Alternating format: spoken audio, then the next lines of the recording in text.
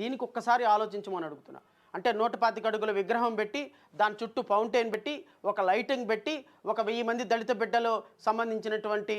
పథకాలు రద్దు చేసి ఒక 26 పథకాలు రద్దు చేసి ఒక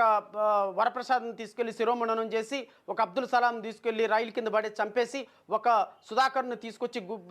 రోడ్డు మీద అర్ధనగ్నంగా ఊరేగించి ఇక్కడ కిరణ్ కుమార్ చీరాల కిరణ్ కుమార్ పోలీసుల చేతిలో చచ్చిపోయిన కిరణ్ కుమార్ అమరావతి రైతులు ఎస్సీ ఎస్టీ రైతుల మీద ఎస్సీ ఎస్టీ కేసులు పెట్టించి రాష్ట్రంలో దళిత బిడ్డలకు సంబంధించిన 26 పథకాలు రద్దు చేసి ఆర్థికంగా సామాజికంగా రాజకీయంగా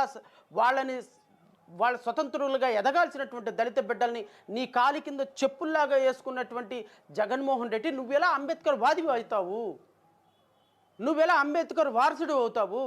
ఈరోజు 100 ఏసీబీ కేసులు పెడితే 95 ఏసీబీ కేసులు 95 ట్రాప్ కేసులు ఎస్సీ ఎస్టీల మీద జరుగుతున్నటువంటి ఈ రాష్ట్ర ప్రభుత్వంలో ఒక ఎస్సీ ఎస్టీల ఎంప్లాయీస్ని మాత్రమే దుర్మార్గంగా వాళ్ళని లంచగొండిగా అవినీతి పరులుగా చూపిస్తున్నటువంటి నీలాంటి ప్రభుత్వంలో ఏ విధంగా నువ్వు అంబేద్కర్ వాది అవుతావు అని రాష్ట్ర ప్రజలు అడగాల్సినటువంటి బాధ్యత ఉన్నది.